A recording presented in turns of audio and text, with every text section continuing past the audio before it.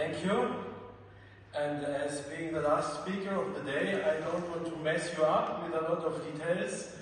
I just want to focus on 2 or 3 thoughts.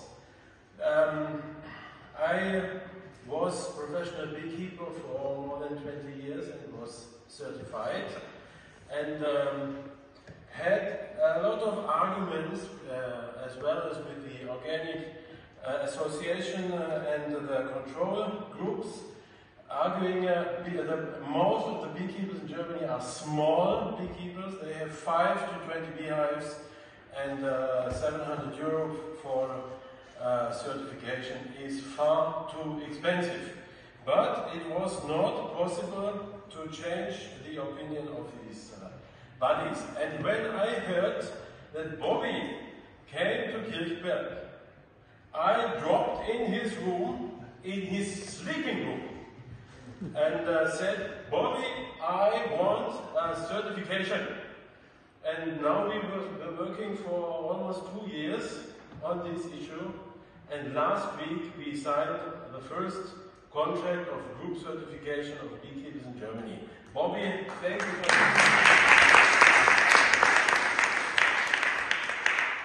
In my opinion, organic certification is a very important element for the systemic change in agricultural beekeeping. Anyone who runs an organic beekeeping business becomes an ambassador for healthy agriculture and healthy beekeeping products.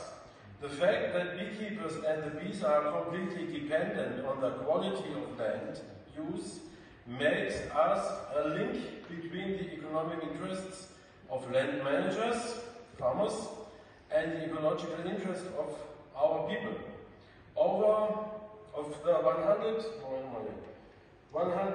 We have 150,000 beekeepers in Germany, but less than 1% are professional beekeepers. And less than 10% are commercial beekeepers, small-scale commercial beekeepers. So about 140,000 beekeepers are hobbyists with a really small scale of bee colonies producing between 200 and 2,000 kilos of honey. They tell me we now come to be certified because it is cheaper. That's what some are telling me. But for me, the socio-cultural aspect is much more important than the price of the certification.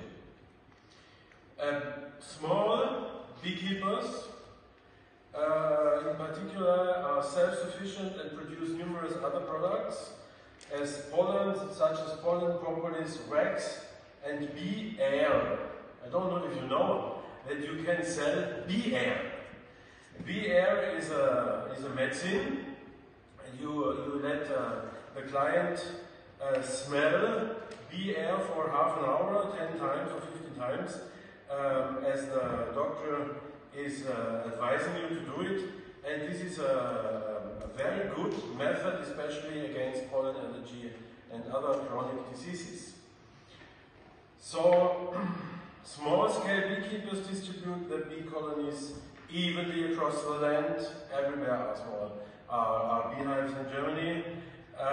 They therefore ensure the pollination of cultivated and natural areas. Over 70% of agricultural crops depend on pollination by pollinating insects, which honeybee colonies accounting for a large proportion of this pollination.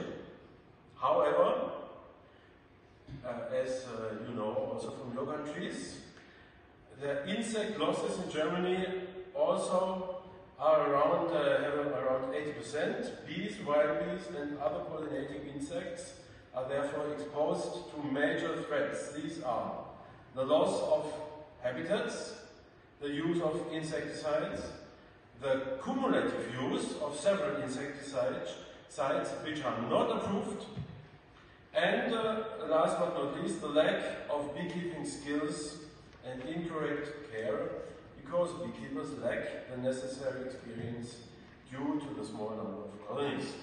In countries in the global south, however, beekeeping could play a significant role in improving incomes. When we look, however, at the international representation of beekeepers and bee interests, we notice that bees are practically not existent. The FAO employs 3,200 people in Rome, but the FAO has no department for bees. They have not a single person caring for bees and pollinators.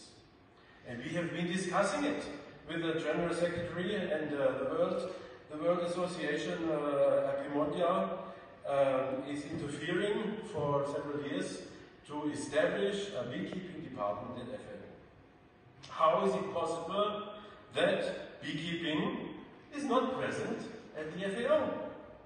In 2024, another example, the German government published a harvest report, as they do every year. And they lamented that we had 9% decline in harvests in 2024. The entire report did not contain a single word about the importance of pollination for food security or the stabilization of pollinator performance for the stabilization of harvests. This is where we stand. Bee colonies can be kept practically everywhere, and there is a surplus of nectar everywhere, which bees use to make honey. Beekeeping could even help to counteract deforestation. How? Those who earn their income from bee products no longer need to cut down trees, make the charcoal from them and sell it in sacks to urban centers, as I have seen it in Uganda, for example. So teach the people to keep bees and to extract honey and other products, and then they can keep bees and make a living out of it, and do not have a need to cut down trees.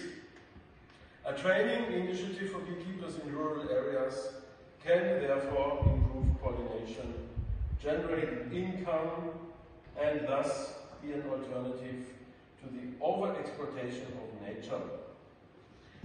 While group certification has been possible in these countries for years, we are now creating the first organic group certification in Germany, and we started with 30 beekeepers, and I hope we will fill the first group within the next years.